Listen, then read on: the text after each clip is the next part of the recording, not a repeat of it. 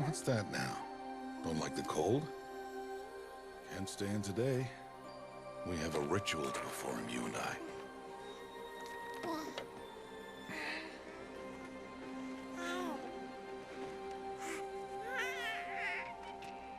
Here. Wear this. It belonged to my daughter. Good.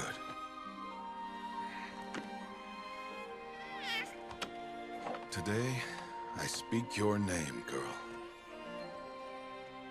But will the goddess speak it back?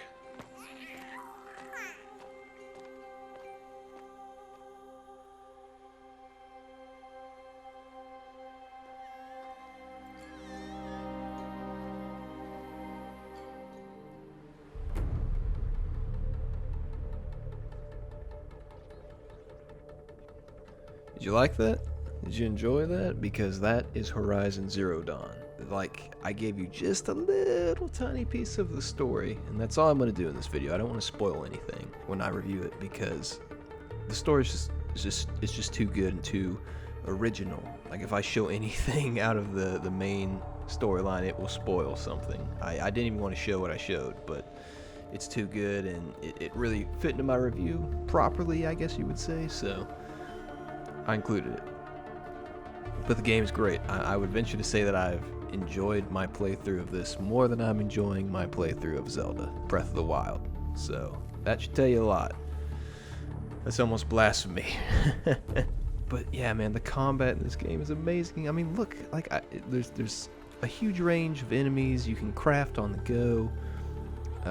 Every different enemy has a different weakness, like this crocodile, Snap Maw as I call him in the game. He's got a fire type weakness.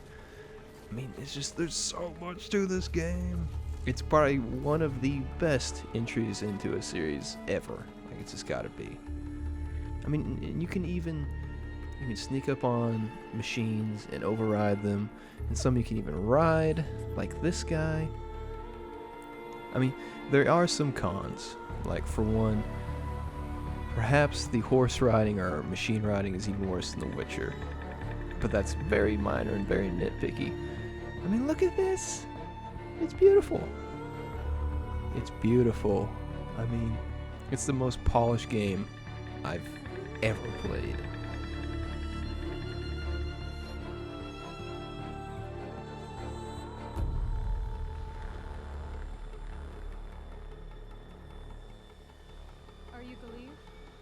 Speaking of The Witcher, Horizon also has meaningful side quests or errand quests.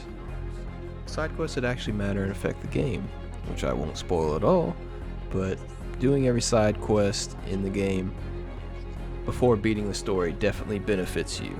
I would highly, highly advise it. And all the animations are great, especially look at this compared to Mass Effect Andromeda, which I'm playing right now, which, oh dear, about those animations. There's also a wide array of enemies to kill. Big, small, medium, tall. Like that Watcher I just killed right there, you want to learn to kill those before they see you so they don't alert the other machines. It's just a very in-depth way of playing and game building, world building going on here. And what's great about this game, and something that I appreciate and some people don't, is that the more upgrades you get, you eventually come to feel like a badass, like an absolute badass who can just walk into a field of 20 plus machines and just rock them all, destroy them all, no problem.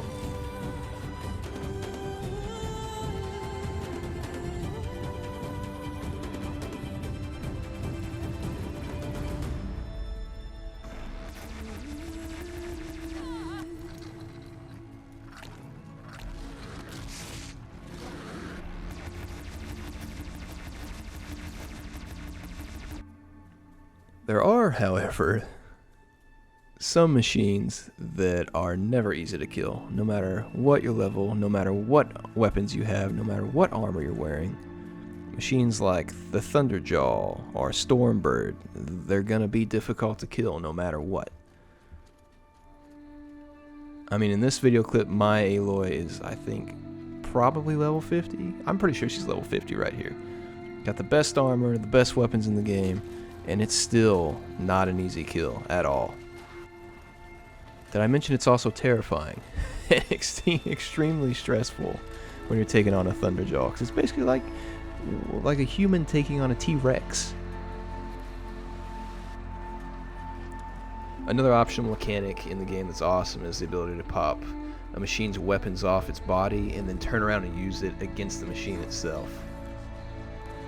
I mean, their weapons are way more advanced than a bow and arrow or a rope caster or a slingshot bow that shoots bombs like this right here. So when you can knock one of those weapons loose or off the machine itself and use it against it, it's way more effective when it comes to killing the machine. Now there are some cons to this game, some very nitpicky problems I have with it. One being the horse mechanic, like I already said before. It might be worse than The Witcher. Might be. I didn't think that game could be dethroned as having the worst horse mechanics, but this might be it. Some of the voice acting, especially there's a main character whose voice acting can be a little wonky at times. And lastly, my Aloy, and this may just be me, always got hung up on rocks, or when I was in a cauldron, she would get hung up on pieces of the environment. But that's it. Everything else is great. Fantastic. My favorite thing about this game is the atmosphere and the epicness and the beauty of it. And I don't think anything really symbolizes that more than a tall neck. Now, you see that thing in the distance right there? That's a tall neck. You can see those from like miles and miles out. They're huge machines. And it basically operates like an Assassin's Creed mechanic where you climb the tower to see an area so you can open up and go to it. It's just a way more artistic and beautiful way of doing things.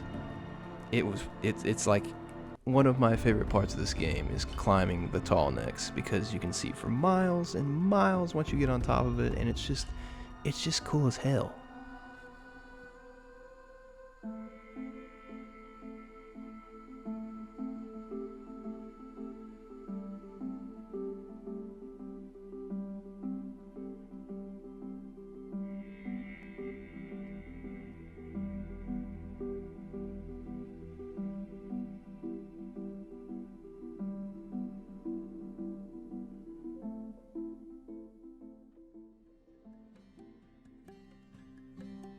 So there it is, Horizon Zero Dawn. Go buy it.